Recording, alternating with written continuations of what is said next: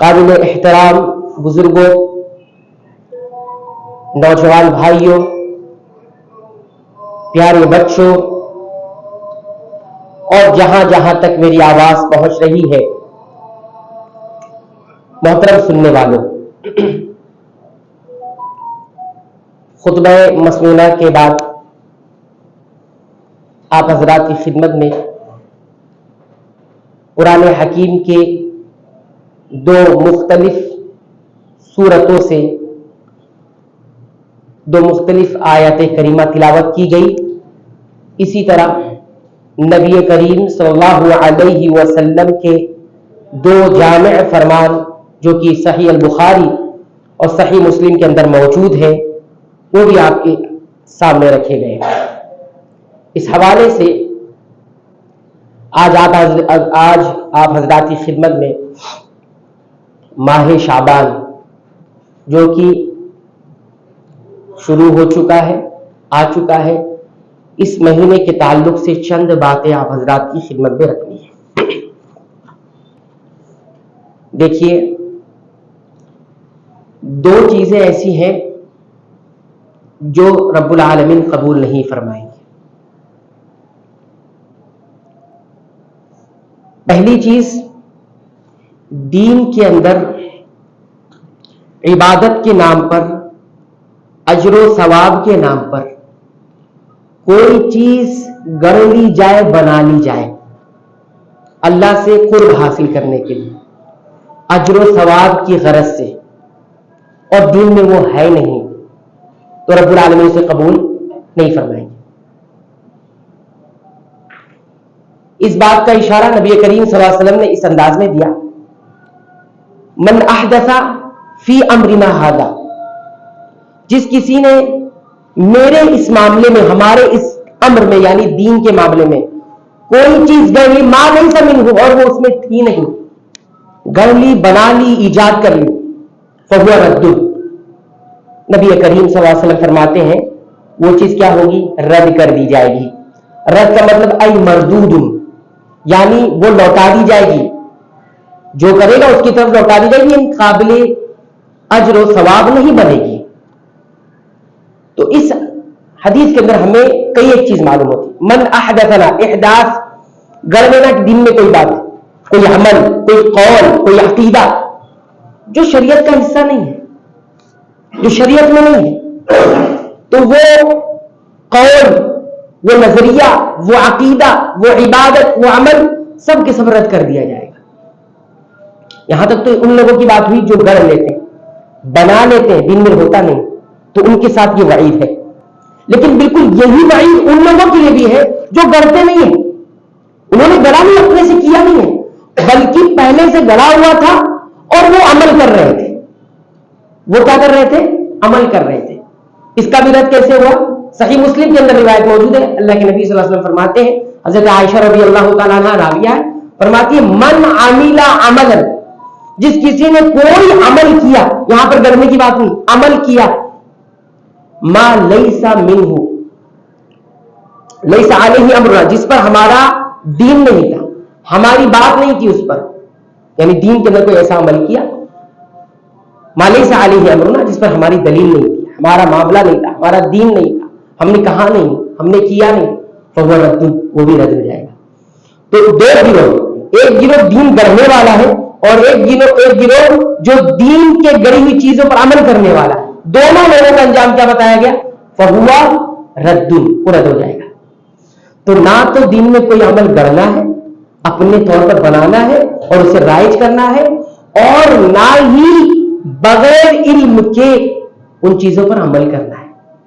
یعنی گویا یہ بتایا جا رہا ہے کہ عبادات کے معاملے میں اللہ سے قرب حاصل کرنے کے لیے اور اجر و ثواب کی نیت سے کوئی عمل کرنے سے پہلے جو ہے ہمیں رکنا ہے، ہمیں یہ دیکھنا ہے کہ یہ ہے کہ نہیں شریعت، اللہ سے اللہ کے قرب اس کے ذریعے حاصل کیا جاتا ہے کہ نہیں کیا جاتا ہے۔ تو یہ دونوں سخت وعید ہے جو ہمیں ہمیشہ اپنے سامنے رکھنی ہے، بغیر علم کے عمل نہیں اور گڑھی ہوئے چیزوں پر عمل نہیں کیا جانا چاہیے۔ اب آتے ہیں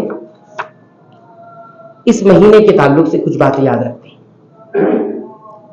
اسلامی مہینوں کے اندر 8ویں نمبر پر یہ مہینہ آتا ہے، شعبان کا مہینہ، رجب اور رمضان کے درمیان یہ مہینہ ہوتا ہے، اس کا نام شعبان ہے۔ شعبان کا معنی عربی زبان میں ہوتا ہے پھیل جانا، بکھر جانا، منتشر ہو جانا۔ اس مہینے کو شعبان کیوں کہا جاتا ہے؟ بہت ساری وجوہات اہل علم نے بیان کی ہے کہ اس کی کچھ وجوہات ہے اس مہینے کو شعبان کیوں کہا جاتا ہے۔ ایک تو یہ کہا جاتا ہے کہ سخت گرمی کے مہینے میں عرب کیا کرتے تھے، اس مہینے میں اپنے قبیلے سے، اپنی جگہ سے جہاں وہ رہتے وہاں سے پانی کی تلاش میں نکل جاتے، بکھر جاتے گروہ گروہ ٹولیوں میں، کچھ کوئی ادھر نکل گیا پانی کی تلاش میں، پانی نہیں ہوتا تو یہ جو بکھر جاتے، پھیل جاتے اس مہینے کے اندر، کیونکہ گرمی پڑتی تھی، پانی کی قلت ہوتی، اس وجہ سے تو پھیل جاتے تھے، بکھر جاتے تھے، منتشر ہو جاتے تھے، اس وجہ سے اس مہینے کو کیا کہہ دیا گیا؟ شعبان کہہ دیا۔ میں اس کے نام کی ایک وجہ تسمیہ جسے کہا جاتا ہے، نام کی وجوہات کیا ہے وہ بیان کی، اور بھی بہت ساری وجوہات ہیں، میں نے ایک وجوہات آپ حضرات اس میں بیان کی۔ اب آئیے اس بات پر طرف چلتے ہیں کہ اس مہینے کی کوئی فضیلت ہے، کوئی خصوصیت رب العالمین نے، محمد رسول اللہ صلی اللہ علیہ وسلم نے اسے عطا کی ہے، تو وہ دیکھ لیتے ہیں۔ تو چند روایت جو اس تعلق سے بالکل صحیح سند کے ساتھ، صحیح روایتوں کے ساتھ جو ہے ثابت ہے، وہ میں پہلے بیان کر دوں، اس کے بعد خصوصیت کی جو اس کا تعلق سے اس مہینے کے بارے میں آئی اس کو بھی ذکر کریں گے۔ تو اہل علم یہ کہتے ہیں کہ نبی کریم صلی اللہ علیہ وسلم اس مہینے کے ساتھ جو آپ صلی اللہ علیہ وسلم کا تعامل تھا، آپ صلی اللہ علیہ وسلم کا معاملہ تھا، اس کے چند احوال ہیں، چند حالتیں ہیں، اس کو سمجھ لیجیے۔ دیکھیے، ہم کبھی بھی دین کے معاملے میں اپنے سوال کو کیا کریں؟ صحیح کر لیں۔ سوال کیسے صحیح کرنا ہے؟ کسی بھی تعلق سے ہمیں سوال کرنا ہے تو پہلے سوال یہ آنا چاہیے کہ اس تعلق سے رسول اکرم صلی اللہ علیہ وسلم کی تعلیمات کیا ہے، یہ سوال آنا چاہیے۔ رسول اکرم صلی اللہ علیہ وسلم کی تعلیمات کیا ہے، آپ کا عمل کیا ہے کسی بھی چیز کے بارے میں، یہ سوال جب صحیح ہو جائے گا تو سارے مسائل بھی صحیح ہو جائیں گے۔ پھر بتانے والا آپ کو جب بھی کچھ بتائے گا تو آپ پوچھیں گے کہ یہ آپ نے بتایا رسول اکرم صلی اللہ علیہ وسلم کا عمل ہے، رسول اکرم صلی اللہ علیہ وسلم نے یہ بات کہی ہے، تو پھر آپ کو صحیح جواب مل جائے گا، آپ صحیح صرف میں آپ چلے جائیں گے۔ لیکن آپ کا سوال یہ ہوگا کہ فلاں کیا کرتے تھے، فلاں کا عمل کیا تھا، تو پھر جواب آپ کو صحیح نہیں مل سکے گا، کیونکہ رسول اکرم صلی اللہ علیہ وسلم کے بارے میں جب کوئی بات بیان کی جائے گی تو آپ کو پھر اس میں تحقیق کرنی پڑے گی کہ یہ بات واقعی میں ہے کہ نہیں ہے، کیونکہ آپ معمولی شخصیت کے بارے میں تو نہیں سوال کر رہے۔ اس لیے نبی کریم صلی اللہ علیہ وسلم یہاں تک فرمایا کہ میری طرف کوئی جھوٹ گڑا جاتا ہے نا، میری طرف کوئی بات گڑی جاتی ہے تو یہ تمہاری طرف گڑے ہونے کی طرح نہیں ہے، آپ کے بارے میں کوئی جھوٹ بولے اس کی سنگینی کم ہے، میری طرف کوئی جھوٹ بات بنا کر بولے تو اس کی سنگینی زیادہ ہے۔ ایسے شخص کا انجام کیا ہے؟ فَلْيَتَبَوَّأْ مَقْعَدَهُ مِنَ النَّارِ، وہ اپنا ٹھکانہ جہنم میں بنا کر رکھے۔ اگر میری طرف کوئی ایسی بات بیان کر دی گئی جو میں نے نہیں کہی ہے، جھوٹ ہے یہ بات، تو یہ عام امتوں کے ساتھ کہا جانے والا جھوٹ کی طرح نہیں ہے، یہ بہت بڑا جھوٹ ہے۔ تو یہ سوال صحیح کر لینا چاہیے۔ تو ہم یہی سوال کو جواب اس طرح دے رہے ہیں کہ نبی کریم صلی اللہ علیہ وسلم کا تعامل، معاملہ اس مہینے کے ساتھ جو ماہ شعبان کہلا رہا ہے کیا ہے، یہ سوال صحیح ہو جائے گا تو جواب بھی صحیح آپ کو ملے گا۔ تو پہلی روایت دیکھیے جو صحیح روایت ہے، صحیح بخاری کے اندر موجود ہے، صحیح مسلم کے اندر بھی موجود ہے۔ اب چونکہ جمعہ کا جو موقع ہوتا ہے یہ ہمارے پاس محدود وقت ہوتا ہے، اور ساتھ ہی ساتھ یہ واعظ اور نصیحت اور یاد دہانی کا موقع ہوتا ہے، یہاں پر بہت ساری تفصیل آپ حضرات کی خدمت میں نہیں بیان کی جا سکتی، اور جسے تفصیل جاننا ہو اور جاننا بھی چاہیے وہ کسی اور وقت میں بیٹھے اور تعلیم کی نیت سے بیٹھے تو انشاءاللہ اسے مکمل جواب دیا جائے گا۔ لیکن یہاں پر چونکہ یاد دہانی ہوتی ہے، ایک تنبیہ ہوتی ہے، اور اسی طرح ایک تذکیر کا معاملہ ہوتا ہے، یاد دلانا مقصود ہوتا ہے، اس لیے یہاں پر باتیں کچھ اشاروں میں کی جاتی ہے، کچھ تفصیل میں کی جاتی ہے۔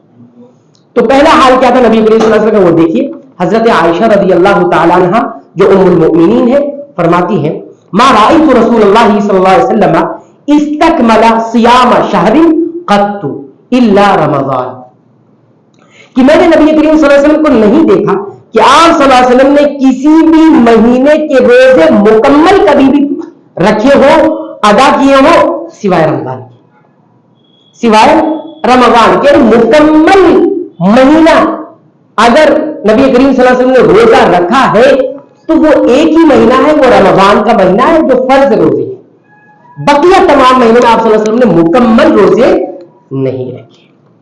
اور آگے یہ بھی فرماتی ہے وَمَا رَأَيْتُهُ فِي شَهْرٍ، اور میں نے آپ صلی اللہ علیہ وسلم کو بھی کبھی نہیں دیکھا کسی بھی مہینے میں اکثر صیامًا مِنْهُ فِي شعبان، کہ آپ صلی اللہ علیہ وسلم نے کثرت سے روزے رکھے ہو فی شعبان، سوائے شعبان کے مہینے میں۔ یعنی اس مہینے میں آپ صلی اللہ علیہ وسلم کا ایک حال یہ تھا کہ کثرت سے آپ روزہ رکھتے ہیں، مہینوں کے اکثر دنوں میں، اس مہینے کے اکثر دنوں میں آپ روزے سے ہی رہا کرتے تھے۔ یہ ایک احوال کا ہمیں پتا چلا۔ اور صحیح بخاری کی روایت میں اس طرح سے الفاظ زیادہ ہے، کان یصوم شعبان کلہ، آپ صلی اللہ علیہ وسلم شعبان کے پورے مہینے میں روزہ رکھتے تھے۔ تو مفہوم اس کا وہی ہے کہ پورا مہینے سے مراد یہ ہے کہ اکثر دنوں میں روزے رکھ لیا کرتے تھے۔ اور ایک مسلم کی روایت، صحیح مسلم کی روایت میں اس طرح سے الفاظ ہے، کان یصوم شعبان الا قلیلا، کہ شعبان کے مہینے میں روزہ رکھتے تھے مگر تھوڑا، یعنی تھوڑا چھوڑ دیتے، باقی روزہ رکھتے، یعنی آخری دنوں میں روزہ ترک کر دیتے، صوم ترک کر دیتے، پھر رمضان کے مہینے میں داخل ہو جاتے۔ تو یہ ایک حال ہو گیا۔ دوسرا حال دیکھیے، یہ بھی حضرت عائشہ رضی اللہ تعالیٰ عنہ روایت کرتی ہے، یہ سنن ابی داؤد کے اندر موجود ہے، اس کو بھی محدثین نے صحیح روایت قرار دیا ہے۔ حضرت عائشہ فرماتی ہے کان احب الشہور، یا کان احب الشہور الی رسول اللہ صلی اللہ علیہ وسلم، کہ نبی کریم صلی اللہ علیہ وسلم کو کی نزدیک سب سے محبوب ترین مہینوں میں جو مہینہ تھا ان یصوم شعبان، کہ آپ اس میں روزہ رکھیں، وہ شعبان کیا تھا؟ شعبان تھا۔ اور پھر ثم یصلہ برمضان، پھر آپ صلی اللہ علیہ وسلم اس مہینے کو رمضان سے ملا دیتے، یعنی روزہ رکھتے جاتے، پھر کچھ چھوڑ کے پھر رمضان مبارک کے مہینے میں داخل ہو جاتے۔ تو اس طرح سے یہ بھی معلوم ہوا کہ نبی کریم صلی اللہ علیہ وسلم روزہ رکھنے کے لیے سب سے محبوب ترین کسی مہینے کو سمجھتے تھے تو وہ شعبان کو سمجھتے تھے۔ یہ دوسرا حال ہو گیا۔ تیسری حالت دیکھیے، یہ ام سلمہ رضی اللہ تعالیٰ عنہ بیان کرتی ہے، اور یہ روایت سنن نسائی میں، سنن ترمذی میں موجود ہے، اور محدثین نے اس روایت کو بھی صحیح کہا ہے، حسن درجے کی روایت ہے۔ کہتی ہے ما رأیت رسول اللہ صلی اللہ علیہ وسلم یصوم، آپ صلی اللہ علیہ وسلم کو میں نے نہیں دیکھا کہ آپ روزہ رکھتے ہو شہرین متتابعین، مسلسل 2 مہینے کا، الا شعبان و رمضان، مگر شعبان اور رمضان کے۔ یعنی اب کثرت سے روزہ رکھیں گے تو آدمی کو کیا لگتا ہے کہ دونوں مہینے آپ نے ملا دیا ہے، کثرت سے کنٹینیو روزہ رکھے جا رہے ہیں۔ تو اس روایت کا مفہوم بھی وہی ہے جو پہلی روایت کا ہے۔ اب آئیے تیسری روایت پر۔ یہ روایت بھی جو ہے سنن ابی داؤد کے اندر موجود ہے۔ اس میں نبی کریم صلی اللہ علیہ وسلم کے بارے میں فرمایا لم یکن النبی صلی اللہ علیہ وسلم یصوم من السنۃ شہرا تاما الا شعبان کان یصلہ برمضان، کہتے ہیں نبی کریم صلی اللہ علیہ وسلم سال کے کسی مہینے میں روزہ نہیں رکھتے تھے، مکمل روزہ رکھ لیں سوائے شعبان کے، یعنی کثرت سے اس میں روزہ رکھتے تھے اور پھر رمضان میں داخل ہو جاتے تھے، یعنی اکثر دنوں میں آپ صلی اللہ علیہ وسلم روزے رکھا کرتے تھے۔ تو یہ چند روایات آپ کے حضرات کی خدمت میں جو رکھی گئی ہے، اس میں زیادہ تر تعلق آپ کو کیا نظر آ رہا ہے؟ روزے کا نظر آ رہا ہے۔ اور ایک روایت میں اس طرح سے آیا ہوا ہے کہ نبی کریم صلی اللہ علیہ وسلم سے پوچھا گیا کہ آپ صلی اللہ علیہ وسلم شعبان کے مہینے میں یہ کثرت سے روزہ کیوں رکھتے تھے؟ وجہ نہیں، کوئی اس کا کوئی الگ معنی نہ نکال لے اور کچھ الگ چیزیں نہ گڑھ لے، کیا وجہ تھی؟ تو نبی کریم صلی اللہ علیہ وسلم کے بارے میں یہ بتایا گیا کہ نبی کریم صلی اللہ علیہ وسلم نے فرمایا کہ یہ وہ مہینہ ہے جس میں لوگ تھوڑا غافل ہو جاتے ہیں۔ اس سے پہلے حرمت والے مہینوں میں سے کون سا مہینہ آتا ہے؟ رجب آتا ہے، اور پھر اس کے بعد رمضان آ جاتا ہے، تو رمضان میں بھی لوگ تھوڑا مشغول رہتے ہیں، رجب میں بھی مشغول رہتے ہیں، اور یہ مہینہ بیچ میں آ جاتا ہے تو غافل ہو جاتے ہیں لوگ۔ تو کہتے اس وجہ سے میں اس میں روزے رکھتا ہوں۔ اور ایک چیز یہ بھی بتایا گیا کہ اس مہینے میں بندوں کے اعمال پیش کیے جاتے ہیں، سالانہ اعمال پیش کیے جاتے ہیں اللہ تعالیٰ، ٹھیک ہے؟ سالانہ اعمال دیکھو، اللہ رب العالمین کے یہاں بندوں کی رپورٹ پیش ہوتی ہے، کچھ رپورٹ اعمال کی وہ ڈیلی کی ہوتی ہے، کچھ رپورٹ ہفتے کی ہوتی ہے، کچھ رپورٹ جو ہے مہینے کی ہوتی ہے، اور کچھ رپورٹ جو ہے سال کی ہوتی ہے، اور ایک رپورٹ پوری زندگی کی ہوتی ہے جو مرنے کے وقت پیش کی جاتی ہے۔ جب انسان مرتا ہے پوری رپورٹ پہنچ جاتی ہے۔ تو یہ ساری رپورٹ، تو سالانہ رپورٹ جو ہے اس میں پیش ہوتی ہے۔ تو نبی کریم صلی اللہ علیہ وسلم نے فرمایا کہ جب میرے اعمال بلند کیے جائیں اور وہاں پر پیش کیے جائیں تو میں روزے کی حالت میں کیا رہوں؟ روزے کی حالت میں رہو. تو اس وجہ سے ایک وجہ یہ بیان کی گئی ہے. اب آئیے ماہ شعبان کے تعلق سے ضعیف موضوع جو روایت گڑھ کے بنائی گئی، جیسے کہ پہلے بھی ذکر کر دیا گیا کہ وہ تمام باتیں جو گڑھ لی جاتی ہیں اور بنا لی جاتی ہیں تو اس پر تنبیہ ہونا ضروری ہے، تاکہ ہم ایسی روایتوں اور ایسی باتوں کے چکر میں آ کر اپنے دین کو برباد نہ کریں، اپنے اعمال کو برباد نہ کریں. کیونکہ نبی کریم صلی اللہ علیہ وسلم نے فرمایا فَهُوَ رَدٌّ، ایسی چیز رد کر دی جائے گی جس پر ہمارا حکم ہی نہیں تھا. تو کچھ روایتیں، کچھ باتیں ایسی ہیں جو اس مہینے کے تعلق سے گڑھ لی گئی ہیں، بنا لی گئی ہے، بلکہ بعض اہل محدثین نے اسے موضوع قرار دیا. موضوع کا مطلب بالکل گڑی ہوئی. ٹھیک ہے، تو آئیے ایک ترتیب سے ہم اس کو دیکھتے ہوئے چلتے ہیں. تو پہلی ایک روایت ہے جس کے بارے میں یہ بتایا گیا، انس رضی اللہ تعالیٰ راوی حدیث سے کہ نبی کریم صلی اللہ علیہ وسلم سے پوچھا گیا کہ ماہ رمضان کے بعد کس ماہ کا روزہ افضل ہے؟ تو آپ نے ارشاد فرمایا ماہ رمضان کی تعظیم کرتے ہوئے، ماہ رمضان کی تعظیم کرتے ہوئے ماہ شعبان میں روزہ رکھنا افضل ہے.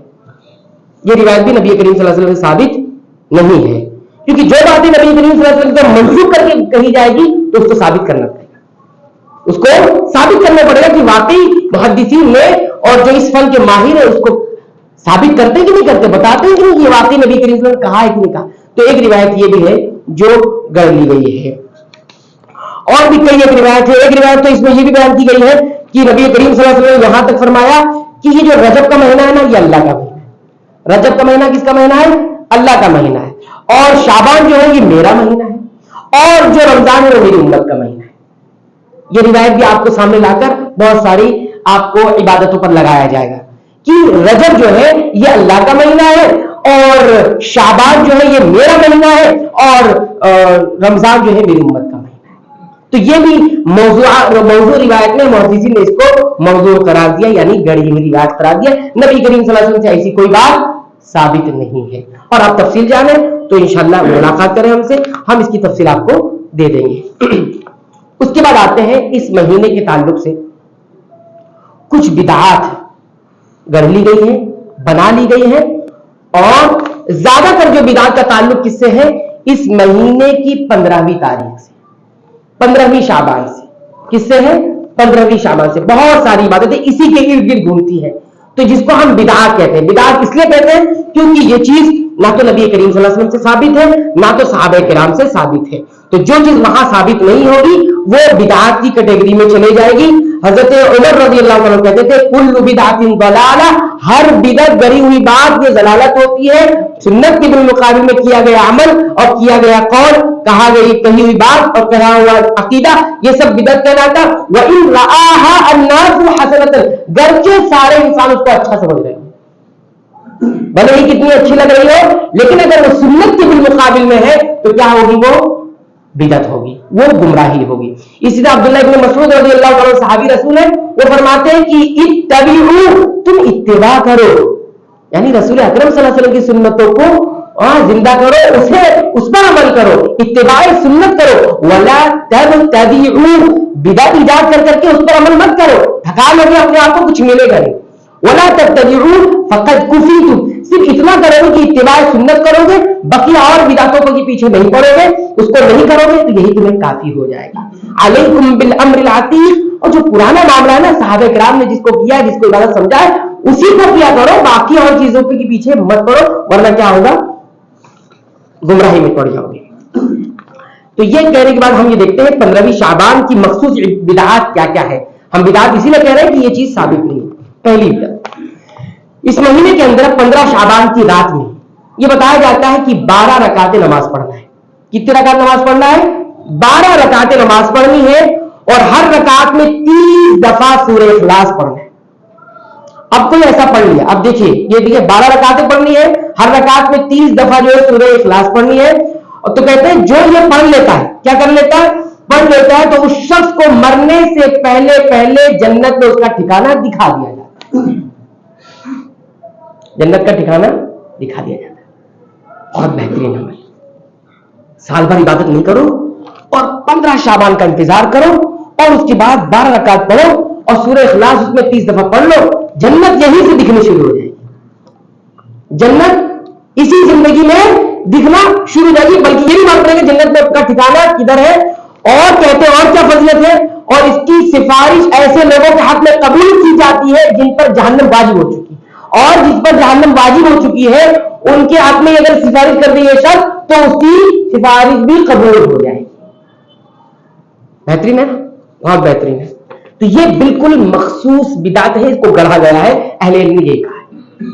دوسری بات یہ بات جو ہے فرمائی جاتی ہے، بتائی جاتی ہے کہ جس آدمی نے درج ذیل 5 راتوں کو جاگ کر عبادت کی تو اس شخص کے لیے جنت واجب ہو گئی۔ کیا ہو گئی؟ جنت واجب ہو گئی۔ کیا ہے وہ 5 راتیں کون سی ہے؟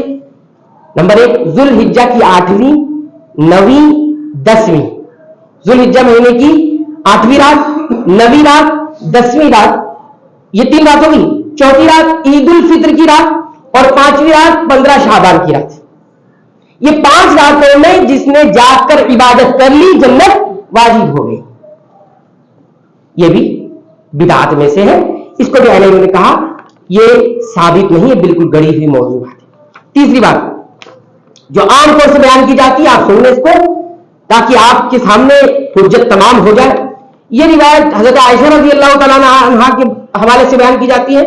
وہ فرماتی ہے کہ میں نے ایک رات رسول اللہ صلی اللہ علیہ وسلم کو اپنے حجرے میں موجود نہ پایا، میں آپ کی تلاش میں نکل پڑی۔ اچانک میں نے آپ کو مدینہ منورہ کے بقیع نامی قبرستان میں دیکھا کہ آپ نے سنا کہ آپ نے اپنا سر مبارک آسمان کی طرف اٹھایا ہوا ہے، اور آپ نے مجھے فرمایا کہ کیا تمہیں یہ ڈر تھا کہ اللہ اس کے رسول تم پر ظلم کریں گے؟ میں نے جواب عرض کیا میں نے گمان کیا کہ آپ اپنی بیویوں میں سے ازواج مطہرات میں کسی کے پاس تشریف لے گئے، اس لیے میں آپ کے پیچھے پیچھے۔ آپ نے ارشاد فرمایا اللہ تعالیٰ 15 شعبان کی رات کو آسمان دنیا پہ نزول فرماتے ہیں اور قبیلہ کلب کی بکریوں کے بالوں سے بھی زیادہ لوگوں کو معاف فرماتے ہیں، بکریوں کے بالوں سے بھی زیادہ لوگوں کو معاف فرماتے ہیں۔ اس روایت کو بھی محدثین نے کیا کہا قرار دیا ہے؟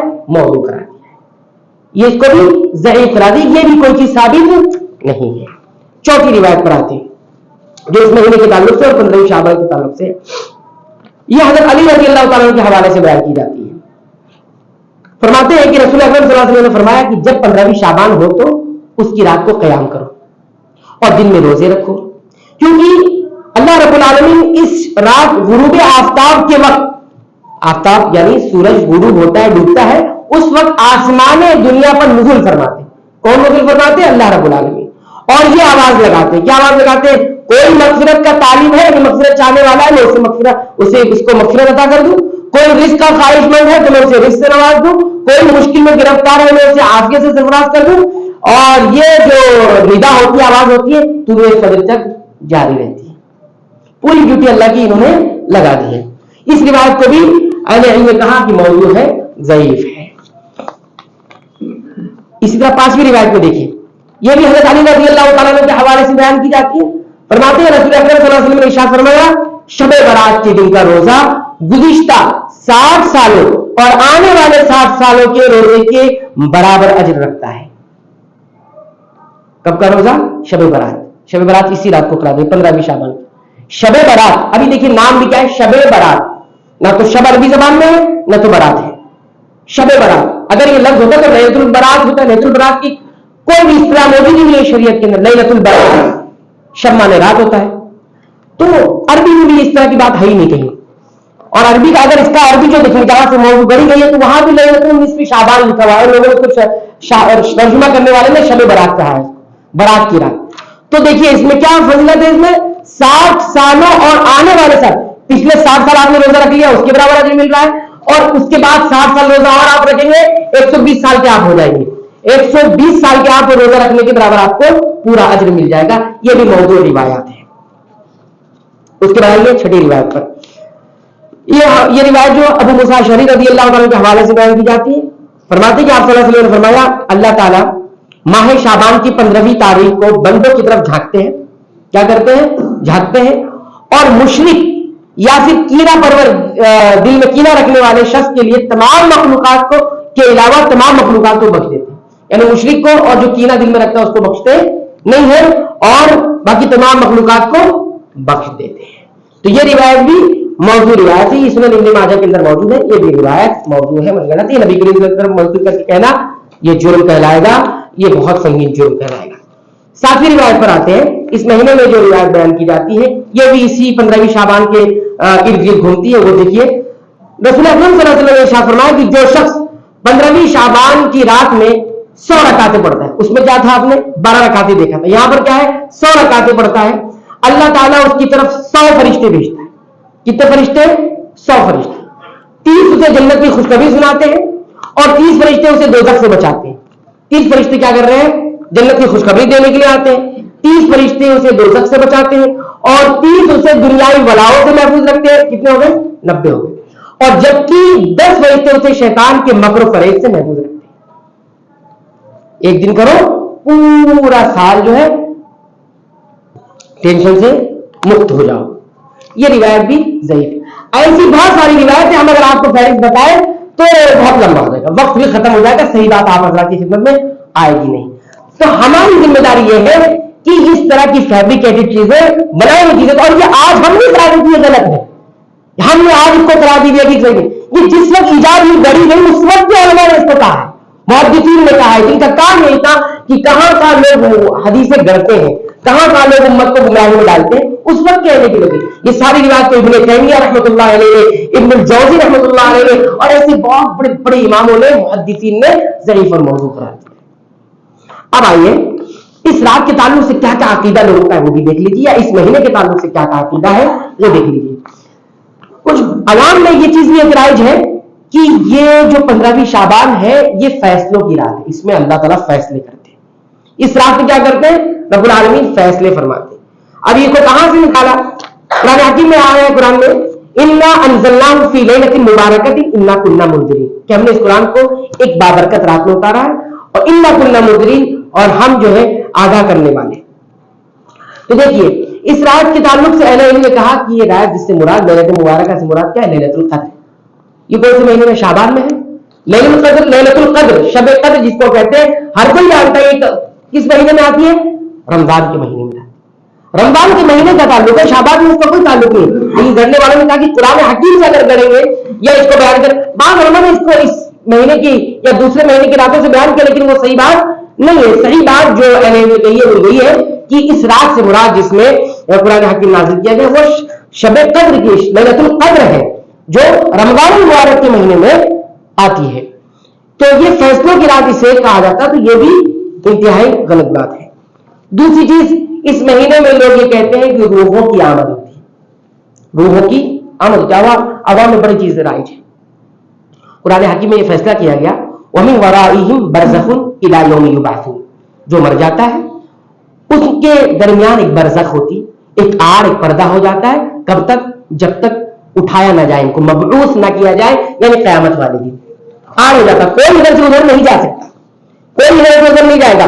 मोमिन अगर इंतकाल करता है उसकी रूहें इल्लियीन में चली जाती हैं, और जो काफिर उसका इंतकाल होता है तो वो सिज्जीन में चली जाती है, फिर वहां से कोई वापस नहीं आता। लेकिन यहां क्या कहते हैं? रूहों की आमद होती है। अब रूहों की आमद होती तो उसमें क्या करना है?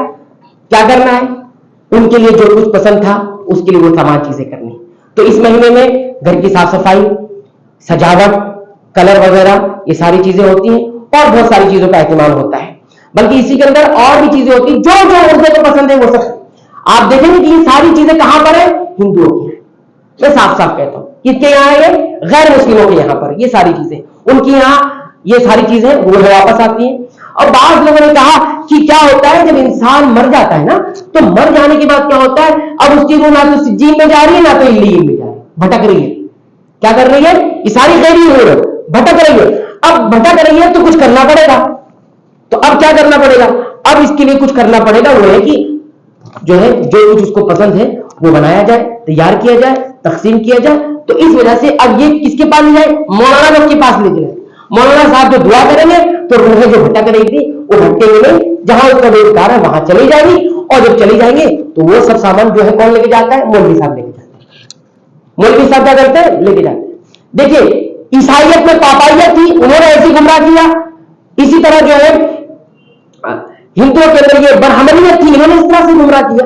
और मुसलमानों के अंदर मुल्लाइयत आ गई, ये लफ्ज मुल्लाइयत आ गई है, ठीक है। तो इन्होंने भी इस तरह से गुमराह किया, इस तरह की चीज। अच्छा, इसके ताल्लुक से एक वाकया भी बयान किया जाता है, बड़ा दिलचस्प वाकया है। क्या वाकया है? वाकया ये है کہ اس طرح کی باتیں تھی کسی گاؤں میں کسی کھیڑے میں کہ جو ہے روحیں بھٹکتی. تو ایک چودھری صاحب کا انتقال ہو گیا. چودھری صاحب کا جب انتقال ہو گیا تو اس کے گھر والے سب آئے ان کے پاس, مولانا صاحب کے پاس. تو مولانا صاحب سے کہا کہ بھائی ہم وہی کرنا چاہتے ہیں کہ ہم اپنی روحوں کو جو ہے خوش دیکھنا چاہتے ہیں. تو انہوں نے دعا کی.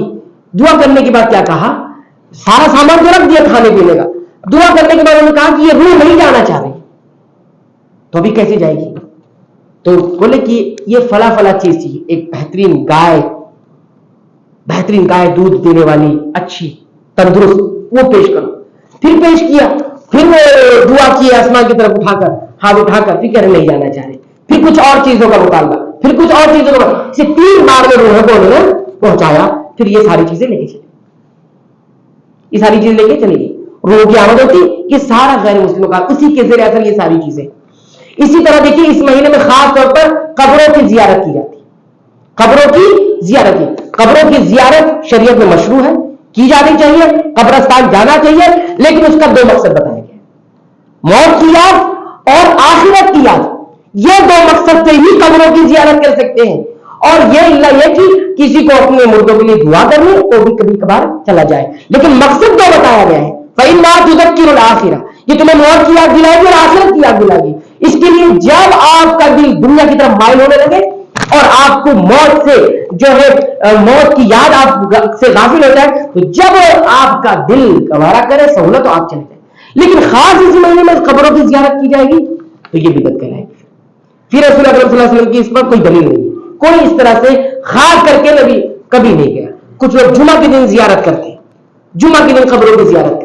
جمعہ کے دن خاص ہے قبروں کی زیارت کرنا, کیا مقصد ہے اس کے پیچھے؟ تو بہرحال زیارت قبور بھی یہ بھی اس مہینے میں خصوصیت کے ساتھ کرنا یہ بھی بدعت ہے. اسی طرح اس مہینے میں ایک جو چیز آتی ہے وہ ہے حلوہ خوری. حلوہ کھایا جاتا ہے, اور دلیل کیا دی جاتی ہے؟ نبی کریم صلی اللہ علیہ وسلم کا جنگ میں دانت شہید ہو گئے. دانت کیا ہو گیا تھا؟ شہید ہو گیا تھا. اب جب دانت سامنے کے 2 ٹوٹ گئے تو آپ صلی اللہ علیہ وسلم نے کیا کیا؟ نرم چیز کو کھانی چاہیے, میٹھی چیز, تو ہم اس لیے کھاتے ہیں. تو آپ بتائیں یہ کس جنگ میں ہوا تھا؟ کس جنگ میں آپ صلی اللہ علیہ وسلم کی دانت ٹوٹ گئے تھے؟ بتائیں, جنگ احد میں. جنگ احد کب ہوئی ہے؟ شوال کے مہینے میں. تو شوال کے مہینے میں کھایا جائے نا, شعبان کے مہینے میں اگر کھایا بھی جانا چاہیے. تو نبی کریم صلی اللہ علیہ وسلم نے کوئی چیز کھا لیا تو کیا بطور عبادت کھا لی؟ اچھا, اگر اس پر عمل کرنا ہے تو کیسے عمل کرنا ہوگا؟ پہلے دانت ٹوٹے, دانت توڑ جائے, پھر آپ کے تو دانت سلامت ہے اور آپ حلوہ کھا رہے ہیں. آپ کے دانت تو سلامت ہے, سب کے دانت نہیں. اس کی ایک وجہ خود بیان کر رہے ہیں, اور خود کیا کہہ رہے ہیں؟ اس لیے کھاتے ہیں. تو وجہ کیا ہے؟ دانت ٹوٹ گئے تھے, آپ صلی اللہ علیہ وسلم کے دانت ٹوٹے ہیں, آپ کو تکلیف ہوئی, جو سخت چیز نہیں کھا سکتے آپ صلی اللہ علیہ وسلم, تو آپ نے نرم چیز کھائی, میٹھی چیز کھائی, تو انہوں نے حلوہ خوری شروع کر دی. اس کی بھی ایک کہانی ہے, لیکن یہاں پہ کہانی ہونے کی جگہ نہیں کہ آپ کو کہانیاں بتائی جائے. یہ حوالے دیا جا رہے ہیں, اور جس کو مکمل جانکاری لینا, مکمل اس کے بارے میں علم لینا, تو انشاءاللہ ملاقات کر سکتے ہیں یہ ساری باتیں وہاں پر. اسی طرح اس مہینے میں آتش بازیاں ہوتی, کمکمے, چراغ, اور اسی طرح جو ہے روشنیاں کی جاتی. آپ دیکھیں اس تعلق سے جو علماء نے کتاب لکھی ہے المنکرات کے نام سے, اس میں علماء یہ کہتے ہیں کہ مسجدوں میں خوشبو کی دھونی رکھنے کا, یعنی خوشبو لگانا اور لائٹیں لگانا. اور پہلے کے دور میں تو لائٹ نہیں تھی, تو کیا تھی؟ چراغ ہوتے تھے, روشنیاں ہوتی تھی, موم بتی قسم کو کوئی چیز ہوتی, چراغ ہوتے, اس طرح کی چیز ہوتی, آگ ہوتی تھی. وہ آج تو اس کو لیٹسٹ ورژن اس کا آ گیا ہے, تو وہ بجلی سے جلتا ہے. تو بہرحال یہ کس لیے ہوتی تھی؟ کہتے ہیں کہ یہ سب سے پہلے اس کا رواج یحییٰ بن خالد برمکی نے ڈالا ہے. یحییٰ بن خالد برمکی خلیفہ وقت کا وزیر اور درباری تھا. اس کا مقصد مجوسیت کا کو زندہ کرنا تھا. مجوسیت جو آنکھ کی عبادت کرتی. ہماری عبادتوں میں آگ کہاں سے آ گئی؟ روشنی کہاں سے آ گئی؟ روشنی یہ خدا ہے, آنکھ ایک خدا ہے. مجوسیت یہ مانگتی, مجوسی یہ مانگتی. اس کو کس طرح سے مسلمانوں کو اللہ کی عبادت سے ہٹا کر اس عبادت کو لگایا جائے, وہ دھیرے دھیرے زہر ڈالتے ہیں نا. تو یہ ہے, یہ بدعت میں یہ ساری چیزیں ہوتی. اور دوسری مختلف خوبصورت بہانے کے چراغا کرو اور لائٹیں لگاؤ, گلیوں کو مہکاؤ اور گلیوں میں جو ہے اجالے کرو. تو آپ دیکھیے کہاں سے آیا ہے. اور آتش بازی وغیرہ بھی یہ ہندوؤں کی جیسے دیوالی ہے, اس میں یہ لوگ جو ہے لائٹ وغیرہ اور روشنیوں کا اہتمام کرتے ہیں. عیسائیوں کے کرسمس جو ہوتے ہیں اس میں یہ لوگ لائٹ ہوگا, اس میں ساری مشابہت پائی جاتی ہے. اسلام کے تہواروں میں اور عبادتوں میں آپ نے دیکھا، لیکن یہاں پر یہ بھی آتش بازی بھی ہوتی ہے، اور آتش بازی یہ خامخواہ جو ہے مال کا ضیاع ہے، وقت کا ضیاع ہے، اس میں کتنا مال خرچ ہوتا ہے۔ اور یاد رکھیں یہ اس میں بھی بات دی گئی ہے کہ دشمن تو یہ لگانا چاہتا ہے آپ کو ان سب چیزوں پہ، دشمن کا تو پورا اس میں تو پورا سرمایہ لگا ہوا، یہ پورا سرمایہ لگا ہوا عبادتوں کے اندر، یہ تو اس لیے رائٹ کرتے ہیں کہ کرنے نہیں دیتے تاکہ ان کا جو کروڑوں کا بزنس ہے وہ اسی پر چل رہا ہے۔ اگر یہ عبادتوں کو اگر ہم رد کر دیں گے اور یہ عبادتوں کو اگر غلط کرا دے دیں گے تو یہ ہمارا اتنا بڑا بزنس چلے گا کیسے؟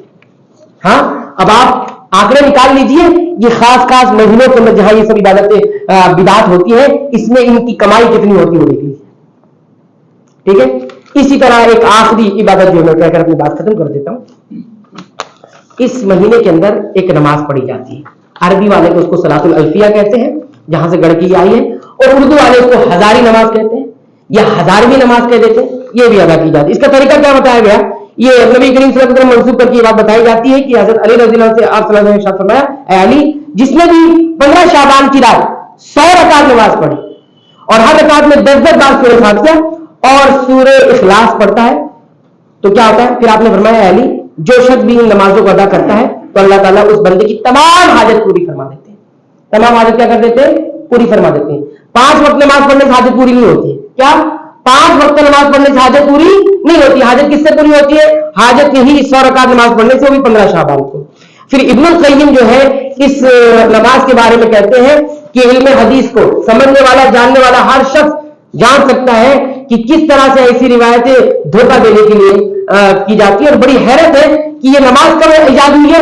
اسلام میں 400 سال کے بعد بیت المقدس میں ادا کی گئی ہے یہ نماز، اور جب یہ رائج ہو گئی تو لوگوں نے اس کی فضیلت پر حدیثیں گڑھی۔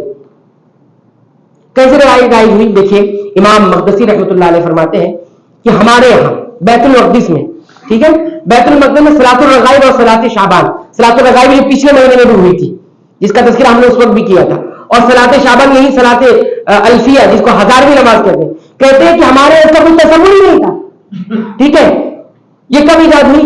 447 ہجری میں نابلس کے علاقے سے ابن ابی الحمراء ایک آدمی ہے، وہ بیت المقدس آیا، اور آنے کے بعد اس کی آواز بڑی اچھی تھی، اس کی آواز بڑی اچھی تھی، اس نے کیا کیا 15 شعبان کو یہ مسجد اقصی میں کھڑا ہو کر نماز پڑھنے لگا، آواز چونکہ اچھی تھی، بڑا بہترین قرآن پڑھ رہا تھا، اب قرآن بہترین پڑھ رہا تھا، لوگ اس کی آواز سے متاثر تو چلو سنتے ہیں، تو نماز کے لیے کھڑے ہو گئے اس کے ساتھ، ایسے چند لوگ اور کھڑے ہو گئے، سب کھڑے ہو گئے، اس طرح سے سب لوگ اس طرح نماز پڑھ لگے۔